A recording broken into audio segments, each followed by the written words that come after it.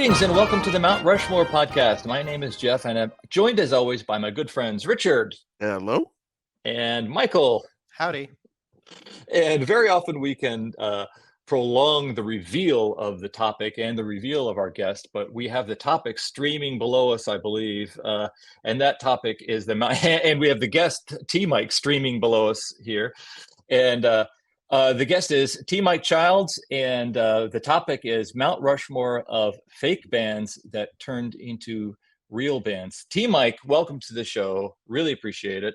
What do you know, or what efforts have you put into the chronicling and journaling of fake bands? Well, not to toot my own horn, but I literally wrote the book on the subject.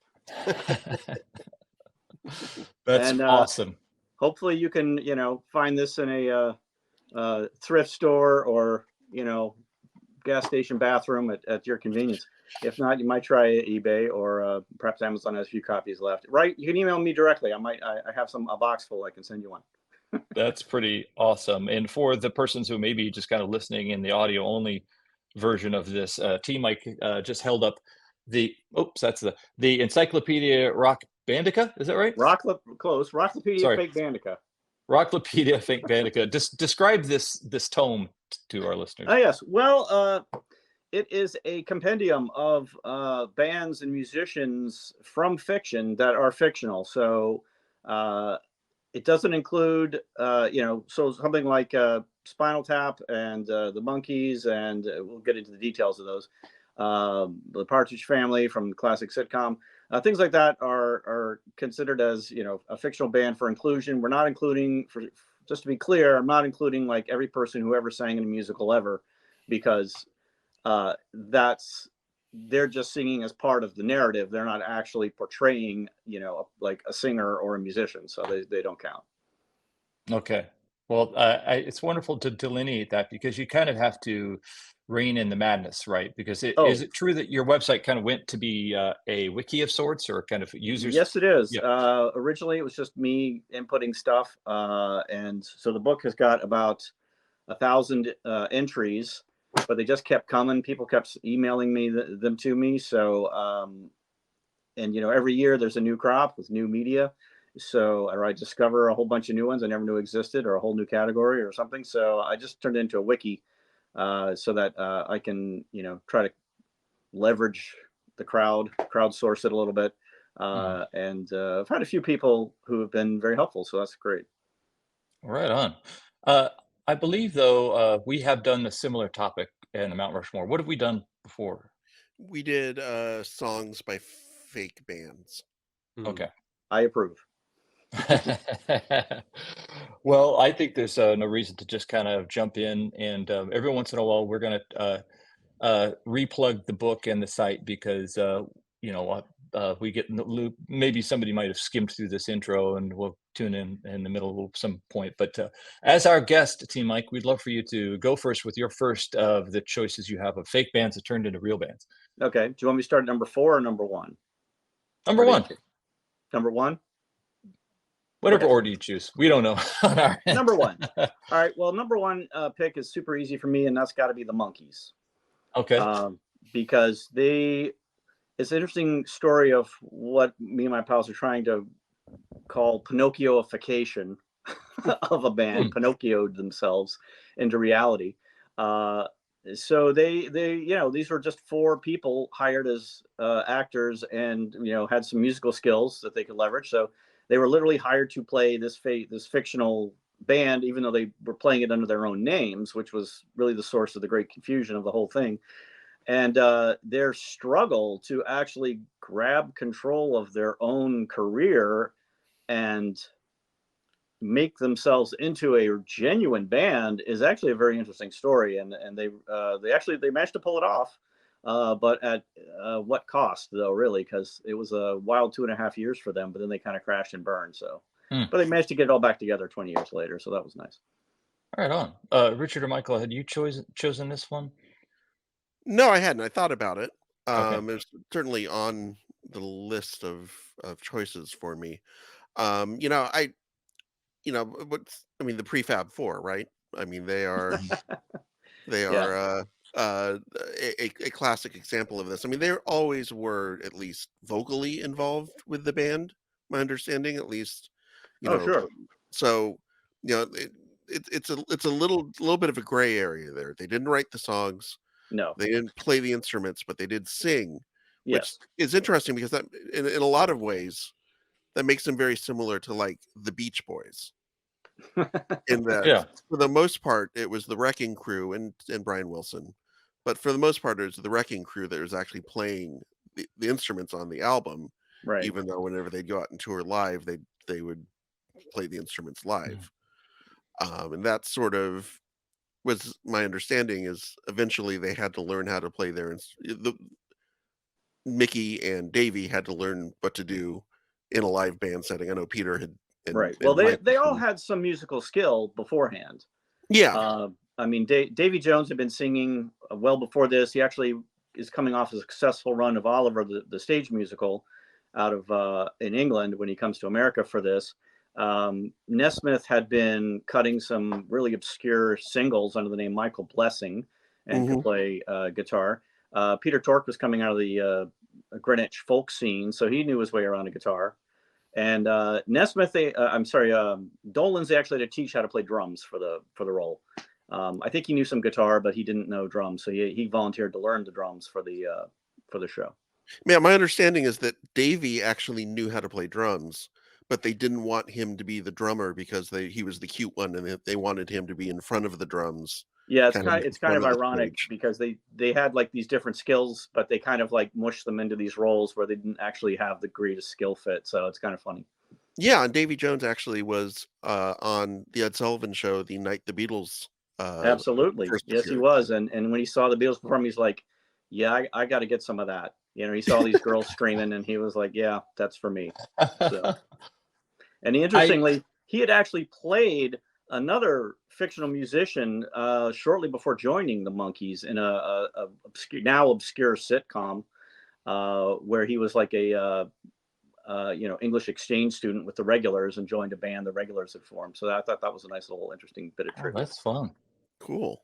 I think all of this was actually engineered by the actress who played Marsha in the Brady Bunch because she ultimately wanted to meet David Jones. Now, what one I don't know if you're familiar with the podcast. I refer to it many times at our podcast is the history of rock and 500 songs, and one of the contexts they give in regards to the Monkees' desire to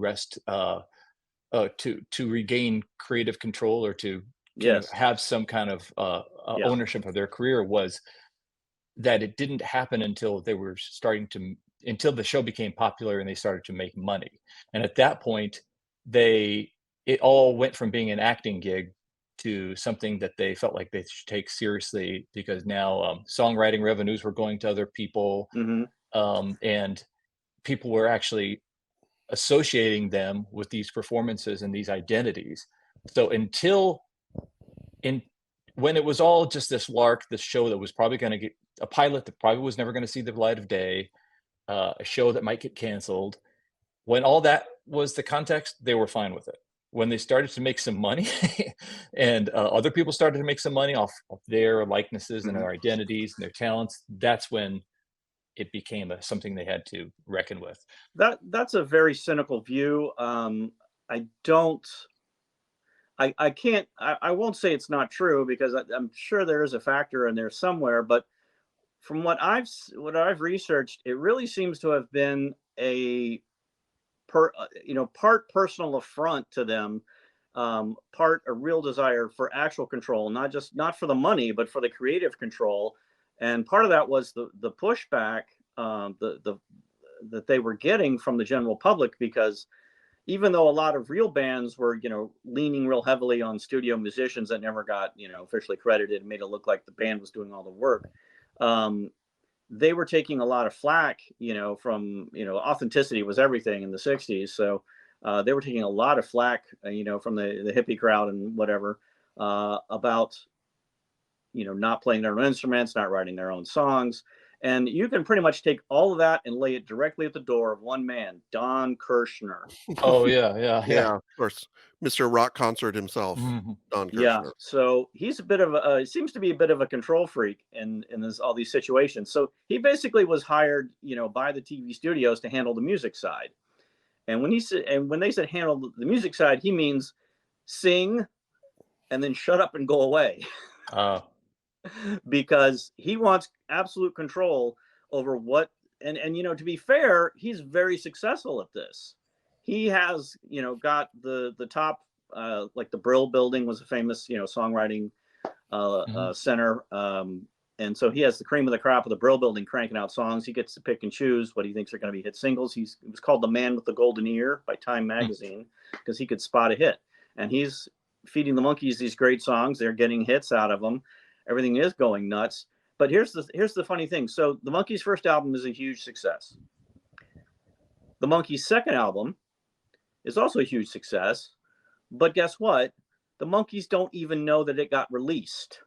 Somebody had to tell them, and they had to find out that their second album had actually been hit in the stores, and they had absolutely no idea. That's how far out of the loop they were being kept. Mm-hmm. That's fascinating. Yeah. Oh, well, I love the context you put around this conversation because what is real and what is fake and why does it matter is right. An interesting dialogue. Yeah. And that's part of the conflict with the Monkees and management is because, originally they just thought, yeah, we're just hired to play this band and it'll be, we're going to be very funny, do comic stuff. And, it'll be a very, lighthearted sitcom. And then, we'll, mime to some songs or whatever as part of the show. And maybe we'll actually go out and play some real stuff. They actually put them on tour because there was so much, money to be made. So they had to get them, put them through, training boot camp to get them up to speed. But so they actually, could play for real at these concerts. But the Mike Nesmith, I think, was the most sore about all of it all. He was the angriest about them, and he, punched a wall when after they got some like nice fat checks, but he like still punched a wall, and was like, Don Kirshner, that could have been your head, because he was so angry about the this controlling aspect and like and Kirshner not wanting any musical input from these people who were actually especially Nesmith, who was wanted to be a musician and had been and had actually was writing songs all the time. So to have him shut him down like that was really got under his skin, and they all worked. And basically, Kirshner got fired from the whole thing because he literally overstepped his bounds and had released a single. Had a single pressed and put into release that the other side of the business had no idea he was doing, and that was the straw that broke the camel's back. Mm-hmm. So once they got rid of Kirshner, then they could start recording their own songs, playing their own instruments, bringing creative control to the whole project. Yeah, that's cool context. Yeah, Don Kirshner famously once said that he wanted a band that wouldn't talk back. And he got that with the Archies. Exactly. I was just going to say his next project was a cartoon band, and cartoons don't get angry about creative control. Yep. What I think is so funny is think of the other sitcoms that were on at the same time. Like, were there any flying nuns who were mad at Sally Field because she wasn't a real flying nun? Or did she have to learn to fly and be a nun? At some point. Okay, all right. Well, let's move on to the gentlemen who are your opposition team, Mike, and that is the United Front of Richard and Michael. So I think Richard's going to go first. Sure. My first choice is Dr. Teeth and the Electric Mayhem. Oh, fun. The house band for the Muppet Show and a longtime feature in all of the various Muppet projects, who in 2000 and look at my date right 2016 played a set at the Outside Lands Music Festival in San Francisco. And if you get a chance, it's on YouTube. If you get a chance to see it, it's just glorious. They wound up doing 5 songs, including their own Can You Picture That, the song that they do in the Muppet movie.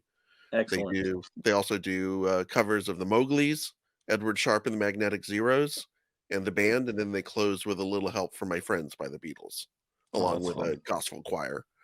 And it is all of the members of the band up on stage, and there's Animal drumming away, and they had to rig up like this special harness setup so the puppeteers, the Muppeteers, if you will, wouldn't be seen. And it's just, if you're someone of my age who grew up with the Muppets, you're just sitting there and you're listening to them play, and intellectually, it's not actually Animal hitting the drums. You know that Janice is not actually strumming chords on her guitar. But it just takes a couple of minutes of watching it, and you're just like, "Oh, wow, it's Dr. Teeth and the Electric Mayhem live. This is so cool." You That's just cool. completely forget about the whole, like, artifice of it, for me Mhm. at least, and it just becomes this really cool thing that you get to see. I remember back in I think 2011 or 12, Jim James from My Morning Jacket was supposed to like go on tour, like do like a whole, I don't know if it was all of My Morning Jacket, but it was specifically Jim James and all of his like bearded hairiness was going to be like playing like Electric Mayhem songs like on the road. I don't know, with the Muppets, but like there was something that was like out there that kind of fell apart. And I remember being very excited for it at the time. um, Love this idea that this, kind of the house band of the Muppets, which is very real, very tangible too. I think that's what is really attractive about these things being on stage, and all the Muppets and all the puppeteers that kind of animate them are always very good with being improvisational too. Like whether they're on like, whether it was um, anybody on like the Tonight Show, or like doing like a live action Oscar performances and things. They're always very good at like adapting to something live, and like it kind of just speaks to how good they would be on stage. Like you could have Yeah. them playing these songs and have real musicians doing it, but then you could have like the puppeteer actually interact with the audience in a way that would feel very much in line with who they are as characters, as like these, little avatars for the puppeteers themselves. T Mike, it seems Bold, like you were going to comment. just bold choice. I'd say bold choice. Excellent fake band choice. Period. Though. I mean, I would. They're easily, in my top 20, if not the top 10 of my personal bests. But to say they're one of the top ones that have the Mount to make Mount Rushmore status for bands that became real, that is a willing suspension of disbelief is doing a lot of heavy lifting there. Yes, it is. I don't blame you. I don't judge you at all, because it is an awesome thing. It really is an impressive feat that they pulled off for that one gig. Well, I think that it brings to question what is real, and then if performing live in front of a bunch of people is what it takes for them to be real, um, the question is also like, when Taylor Swift hits the high notes, is that real either? So, but Anybody remember Milli Vanilli? Oh, yeah. Yeah, they beat out Paul McCartney for a Grammy, I think. So Oh, is that right? I think he got it back eventually. But that's a Yeah, they real got cool choice. disqualified. Yeah, I also love that. It seems like each Muppet can be kind of has a real world analog. Yeah. Think Dr. Teeth as being like a Captain Beefheart, No, or he's actually Boozy, literally based on Dr. John, the New Orleans Dr. John. musician. Okay, Yeah. yeah, I always like to think Animal is totally Keith Moon from Keith the Who. Moon, yeah, right. yeah. And Janice, maybe a Janis Joplin, Joni Mitchell kind of meld or something like that. Yeah, definitely. Okay, then T Mike, let us know your second choice. All right. Well, my second choice, it's kind of funny because both my top choices here, my top two choices, are also just top two fake bands, period. But I have to go with Spinal Tap, because they actually did perform live. I got to see them on their 2001 tour, and I was living in Los Angeles. I got to go watch them at the Greek, where their other fictional band, the Folksmen, opened for them. So they literally, the actors opened as themselves, opened for That's themselves. awesome. It was a great show. It took forever between sets though, because they had to run back and change all their makeup and costumes. But it was an awesome show, and the other things that they've done in character to keep the gag going. I mean, they performed the Saturday Night Live as themselves. They were in an episode of The Simpsons.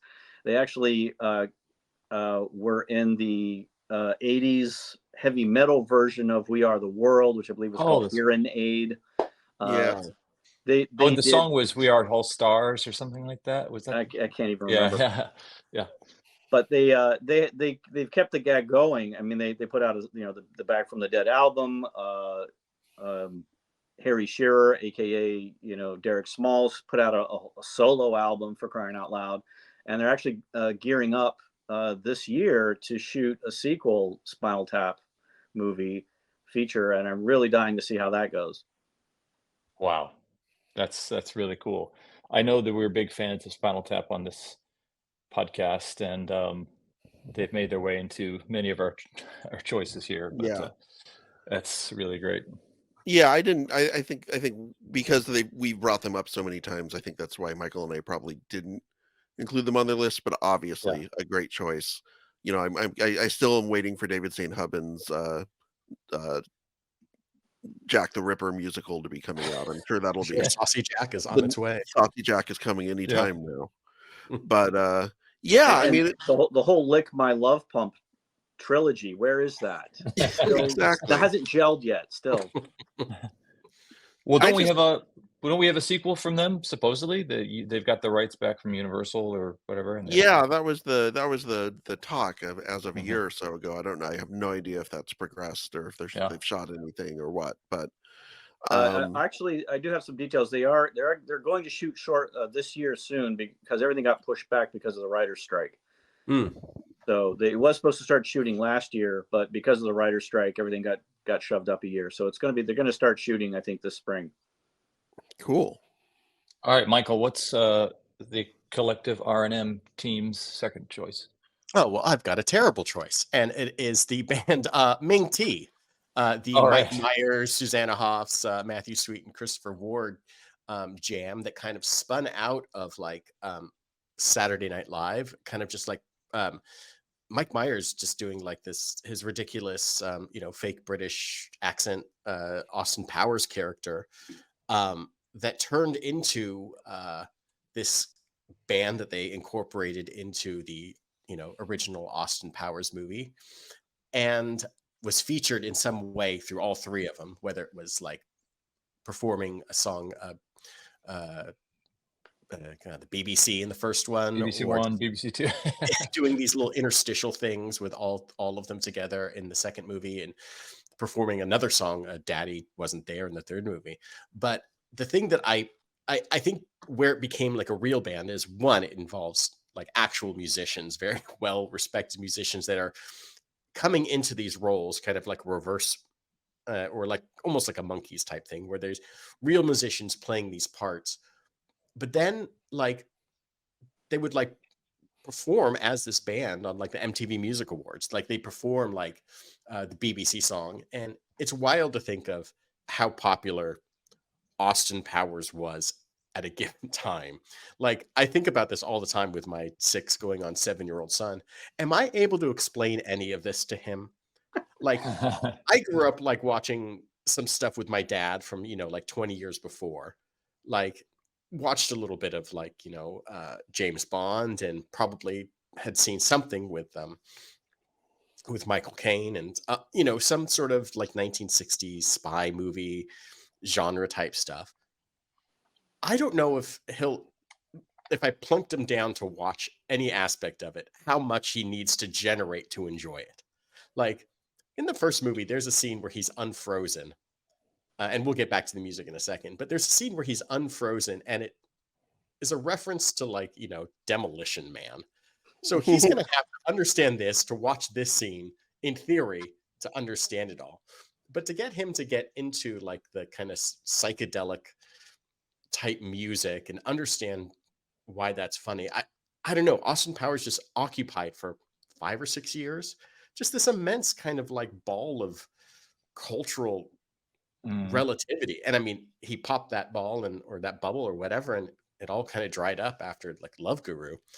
But like for him to be playing with these other fantastic musicians, a former guest of the show, Matthew Sweet, on like the MTV Music Awards or Movie Awards, it just seems really wild. And I Yeah. think I chose him for like this kind of like the cyclical nature of I came up with a character. I'm going to make a real band. This real band's going to be in a thing. It's kind of a joke. Then we're going to actually perform with this and keep it going for 5 or 6 years. Just seems pretty interesting in terms of how pop culture was all related at any given time. It's a real reverse Monkeys kind of situation where he formed this band before the Austin Powers films and generated the character kind of out of the band so that you had like a real band, but they took on these fictional personas, and then they found a way to roll that into the movies, and so that they Oh, it kind of came started real before? and took themselves fictional. So it's kind of Yeah. the opposite of wanting to be a real boy. Yeah. Well, Mike Myers has a very interesting relationship with like the Austin Powers character being kind of an homage at times to like his dad and his relationship with his dad, and his dad was British, and they're like their love of like Ipkiss, a Michael Caine type movie. So he had like Mhm. this love. It was like partially inspired by that, but then probably just like him being able to do a voice and then thinking it's funny, and then just like all these SNL guys and girls who like they just get into like whatever, and he was so into like that character aspect and all him and Dana Carvey, just these two guys were just like all the SNL people just blast like they have a character, and he Mhm. found this one and it just kind of grabbed hold for a bit. It was wild. All right, But gang. there's Go ahead, also T-Mike. spy movies were so popular in the 60s that it generated its own parodies, Dean Martin had a run. I had several, I think, Matt Helm movies, which was a much more humorous take on the whole genre, and I think Mike Myers was pulling a lot of stuff from that as well. What was that? I can't imagine. Or I think his manager talks about the audacity of telling a movie studio that wanted Wayne's World 3 that you've got something even better. It's a spoof of spy movies from the 1960s. It was Huh? almost a spoof of a spoof, almost. Yeah. But Yeah. it worked. Yeah. It worked. All right, gang, this is our halftime. We are speaking with T. Mike Childs, the author of the Rocklopedia Fake Bandica. Ooh, his copy's much better. It's probably autographed too. And describe to folks who may have just turned in what this book does.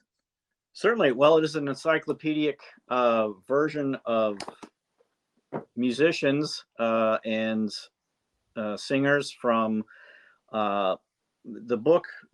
Started off just doing movies and television shows, but the website fakebands.com has expanded to take all comers, and I actually get excited when I find fake bands from other media. I was super psyched when I found one from a poem that blew me away. It was a Ogden Nash poem. It was really decently known poet. So the site covers a lot more. The book has about 1,000 entries. The website has about 6,000. So come on down, and it's a wiki, so you can join in if you'd like. What I know about authors is they're all eventually trapped by their biggest fan and hobbled with a sledgehammer until they type out a sequel. So what would be the sequel that you would consider for this book, T. Mike? Is there one? If enough people want one, I can certainly take the website and the material, a lot of material from the website, and write it tighter and get it published, I suppose. But I would need. I don't know that. I mean, I got a real book company to take a chance on my first book, and it did all right. But I don't know that there was enough demand that any book company is going to think that they can make money off the second one. But I'd love to prove them wrong. So come on down. All right.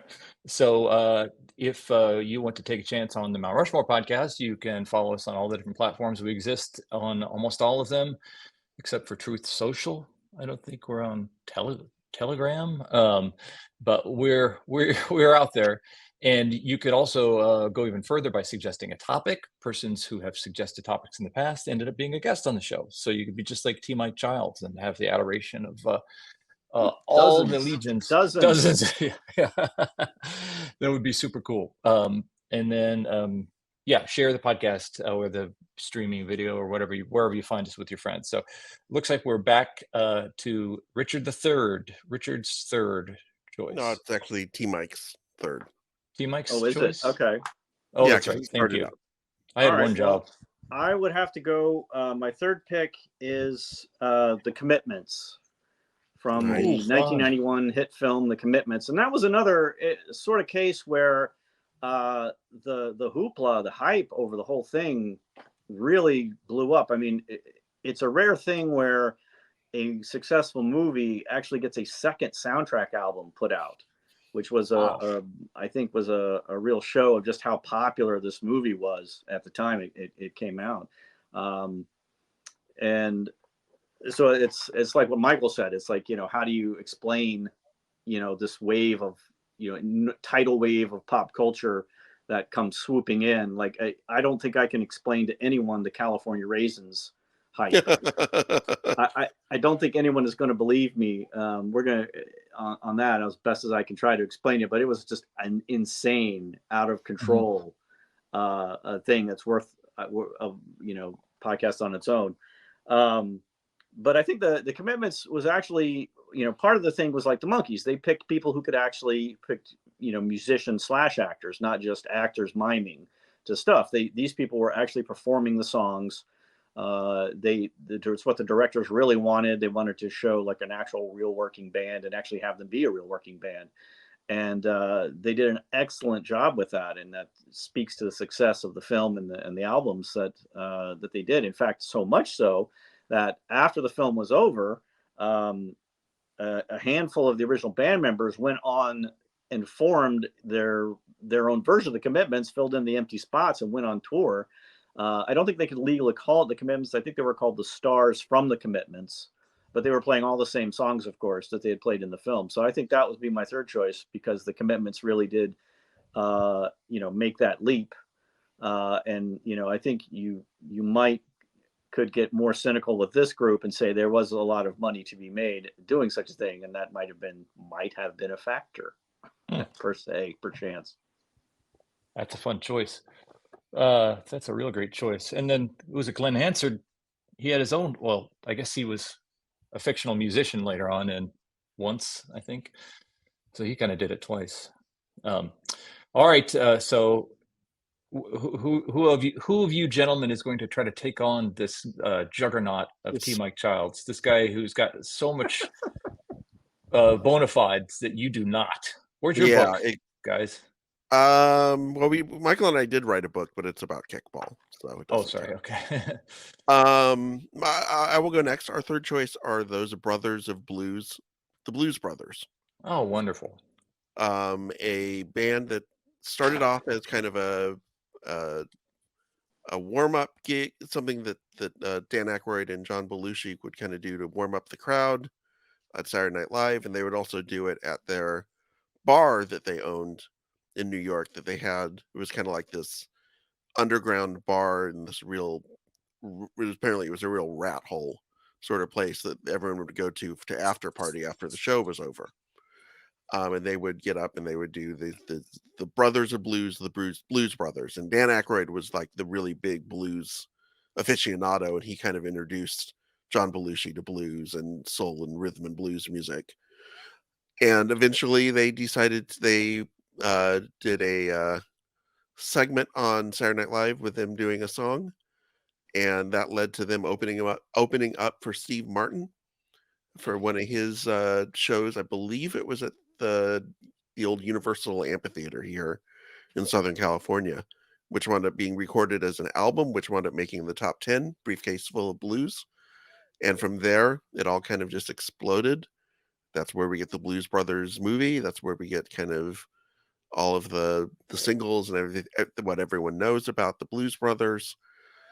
And I was just always fascinated with the idea that you've got these two, goofy comedians fronting this band, and the band has this just unbelievable makeup of blues, jazz, R&B, soul musicians.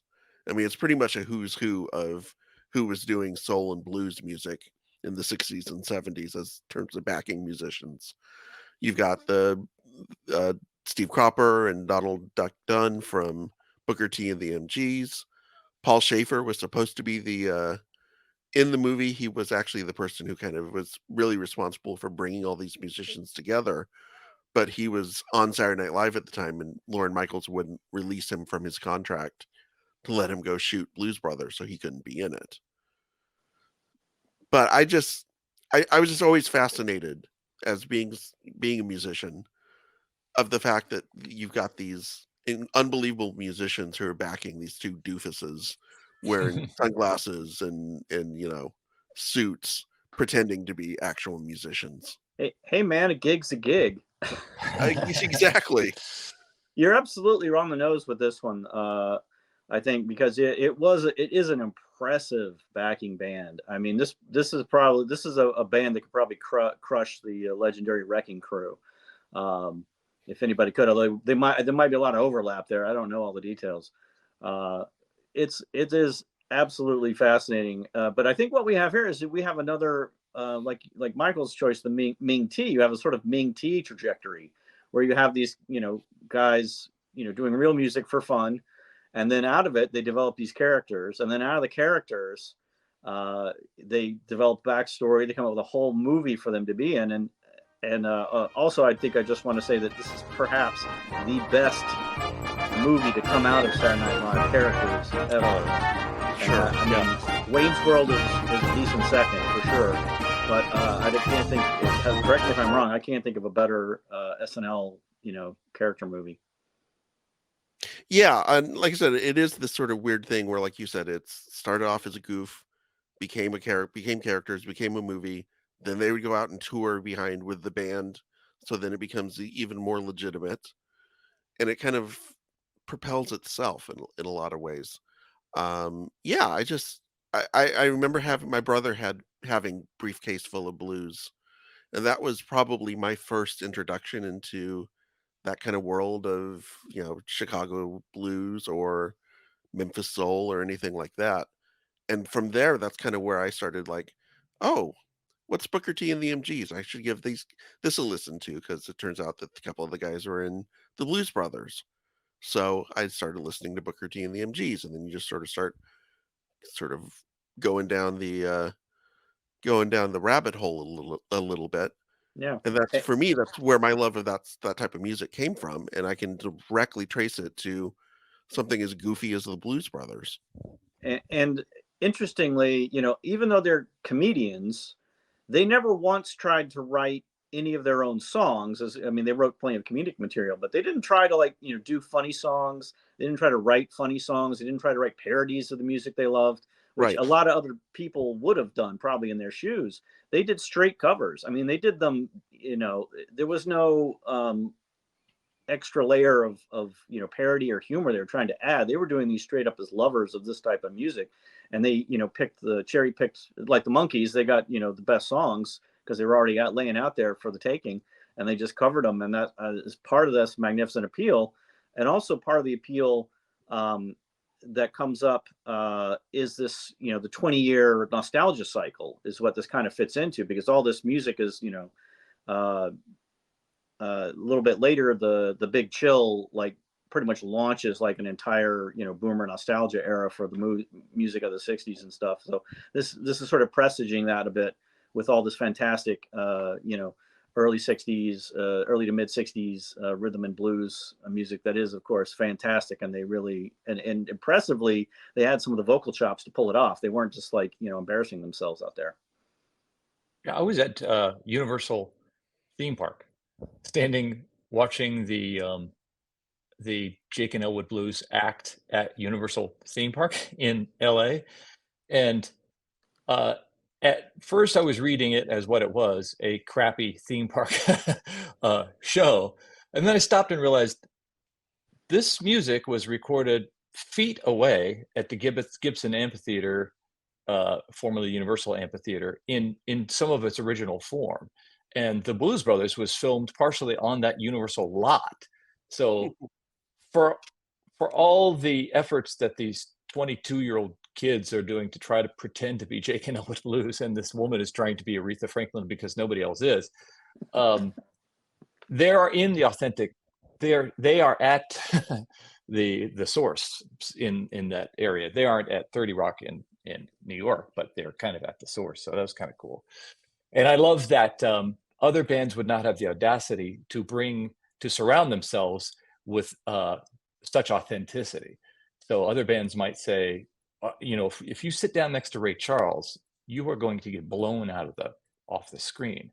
But they had the courage, or at least the knowledge that would help give them the bona fides that they would need to do that show. So okay, Michael, what do you got? Oh, sorry, T Mike.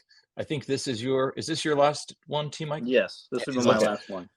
Good luck. Try to pull it out, man, because I don't know. I think we've all got good choices here. I agree. Blues Brothers was definitely on my short list, absolutely, for this podcast. But I had to kick it aside for one of my own personal favorite fake bands that's in my top three, and that is the Ruddles. I knew it, Richard. I knew it. I knew it. What do you love about this? Yeah, well, we've talked about the Ruddles before, so this is a popular pick around with me at least. Yeah. Awesome. It's it's not an obvious pick, because for this podcast, it's obvious fake band pick, but not for fake bands going real, because it was pretty low key when it did happen. So obviously you have the late 70s TV special that launched didn't launch the whole thing, but started as a skit on Eric Idle from Monty Python's spinoff solo show, Rutland Weekend Television, where they did like 2 bits, one with his musical collaborator Neil Innes doing a John Lennon parody, and then they did like an early Mercy Beat era early 60s parody of the Beatles. And then out of that, they got that aired on Saturday Night Live, and then that got like crazy fan mail, so they were like, let's do more. And so they got the network to pony up for a full-length TV special that turned out to have the lowest ratings ever. Yeah, it was a spectacular disaster. It really was. It really was. But the trouble, what hooks me into this though is 2 things, and one is the depth of the actual album that was released was beautiful. It was a gatefold cover. It was the only single disc, but it was a gatefold cover. It had a booklet in it with all these bits, all the carefully aped and parodied album covers and scenes and shots from the actual Beatles lives that were parodied, all worked into this beautiful, gorgeous booklet. And so the album itself was wildly overdone for a TV special soundtrack album. And then the second and most crucial element of my overwhelming fan stand for this is the music of Neil Innes, who absolutely nails it in this special. He did not have to go as hard as he did, but he did, and I am so glad. Well, of course, Neil Innes had a Beatles connection, because his Bonzo Dudog band actually was in Magical Mystery Tour. Right. And their single Mr. Apollo was produced by Paul McCartney. Yeah, so was I'm the Urban Spaceman. Thank you. Sorry, I got it wrong. I'm the Urban Spaceman. That's the right title. Yeah. So I heard a fun. Go ahead, Jeff. Go ahead. I heard a fun bit of trivia that Apple Music #1, the first record pressed by Apple Music, was not a James Taylor album or a Beatles album or a Badfinger album or whatever. It was a custom recording for the event of Maureen Starkey's birthday, of Frank Sinatra singing "The Lady's a Champ" with custom lyrics just for Maureen Starkey. So Apple Records 0001 was "The Lady's a Champ." She married Ringo when she could have had Paul. That's why the lady is a champ.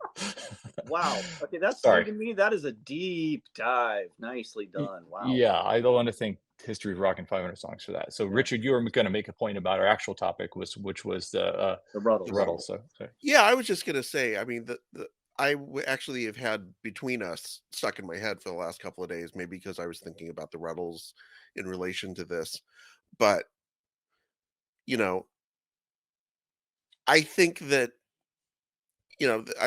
one of the things that we've talked about, I think maybe we talked about it in the our other fake bands episode, is the fact that the Beatles had very different reactions to the Ruddles, which I always found very fascinating. I mean, George actually was in the Ruddles playing a newsreader. Apparently, Ringo said he liked it, but he found some of the sad parts a little too hard to watch. John was generally appreciative of it, and Paul actually forced them to pull "Get Up and Go," which was essentially their version of "Get Back" from the soundtrack because he thought it sounded too much like "Get Back." oh, wow. So I think that actually might have been Lennon, and I think that was more like a friendly warning, like the record companies okay. won't let you get away with it. And in fact, Okay. they didn't let Neil Innes get away with any of it. They like took him to court, and he didn't have the lawyer money, so he had to settle out of court and basically give them 50% of all the royalties because he aped the Beatles music so well. They were like, even though he tried to defend himself in court with musicologists and everything, they were like, he finally, he didn't have the money to fight it, so he just, gave him the 50% and moved on.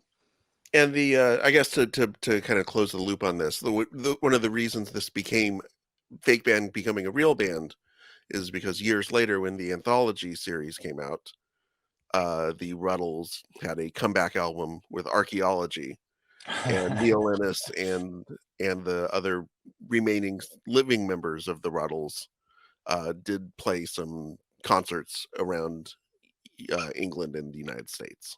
Yeah, and to me, it's there's this amazing sort of coincidence. I mean, obviously the tragic loss of John Lennon with the real Beatles, and so the anthology series goes forward without him being a participant. But the parody Archaeology, actually one of the Ruddles had actually passed away a few years before, and so they leaned into that for the album and the mythology that he had actually passed away as a character as well, and that there was only 3 Ruddles left, to put together this Archaeology album. And actually, in real life, they actually used some tracks that he had recorded back when he was still alive for the first albums and reused them, and the other ones overdubbed on top of it, which was just sort of a fascinating parallel, a real life parallel, fictional parallel that just kind of blew my mind at the time. Wow. Okay, Michael Winfield, wrap it up for us, please. Last choice is the fictional turned real animated band Death Clock. I am a big Brendan Small fan from the home movie days, and going back even further, kind of the Lauren Burchard kind of produced Soup to Nuts, Squiggle Vision, Dr. Cat, Professional Therapist. And there's this great through line of like just weirdness and musicalness throughout all of it. And at some point in the home movies days, Brendan Small, who did the lead voice of Brendan and also a writer, also did all the music. He's a great musician. And at some point on like one of the DVD box sets, he put out like these weird like other things. And one of them was I gotta read the actual text of it. It was the Advanced Fast Hand Finger Wizard. And it was like a 5 or 6 minute like bit where he's dressed up in kind of like these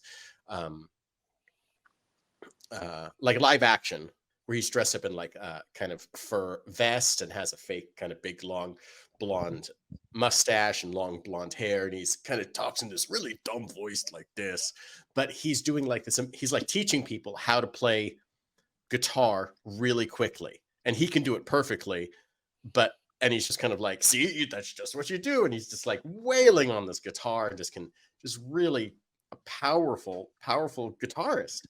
And cut to a few years later, and Adult Swim has they start putting out this death metal, 11-minute cartoon in the fashion that they love to do on Adult Swim, called Metalocalypse. And Death Clock is this fictional band built on these 5, kind of death metal rockers, Squizgar Squigelf and Toki Wartooth and Nathan Explosion and William Murderface and Pickles the drummer. And it's just like this real brutal, heavy, dark, really bloody, really violent, really, but very, very funny. Very, very funny. And maybe a year after it came out, he put out an album because he's this great musician, and put all the music that he took from his show and put it on an album called the Death Album. And I think later that year, within the same time frame, he and another member of the I think one of the other producers, another musician, Steve Blacha or something like that, they started kind of touring a little bit with like some other backup musicians. And so they'd have this like kind of animated show behind them as they all dressed in black and played the real music. And Brennan Small does the voice as well. So he was singing like Nathan Explosion with this deep, really deep, almost unintelligible, which is part of the beauty of it. You have no idea what he's saying. Music. And for the past, I don't know, almost 15 years, in various stages, Death Clock has been like touring with like you'll notice by the Trail of the Dead and like Baby Metal and all these different like real death metal bands. And I love that they're like appreciated not just for like the parody of it, and there's a certain aspect of people that go to see it because it's based on a comedy and based on a cartoon, but because they're actual like real fucking great metal players. And he plays really fast and he's really complicated, and the music is ridiculous, like Mermaid Murder and I don't know, Deathsecution and things like of that nature. Just everything's about just getting destroyed and burned and everything. But they have this amazing, like, I think over the years have developed like this. There's no like pretense, right? Like, they're not pretending to be the animated band.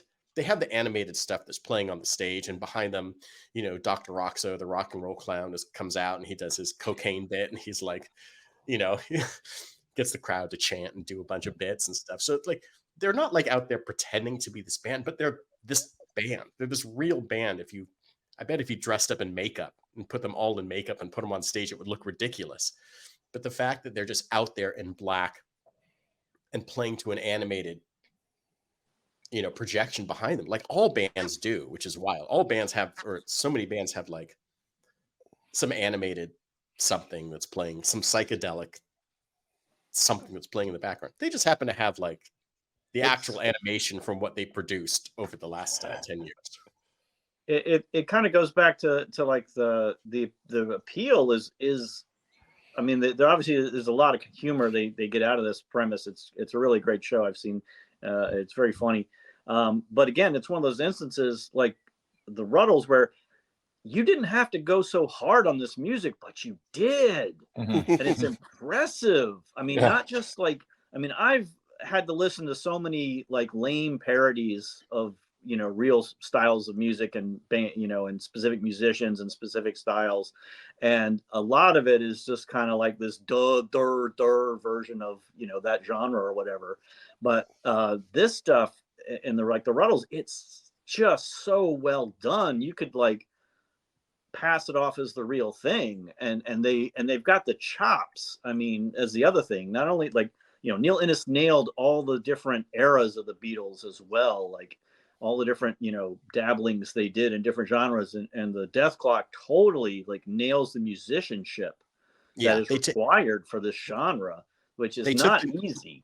They took the music seriously, but then they have comedic elements of the lyrics that if you read the lyrics as you're listening along, it's just ridiculous and horrific.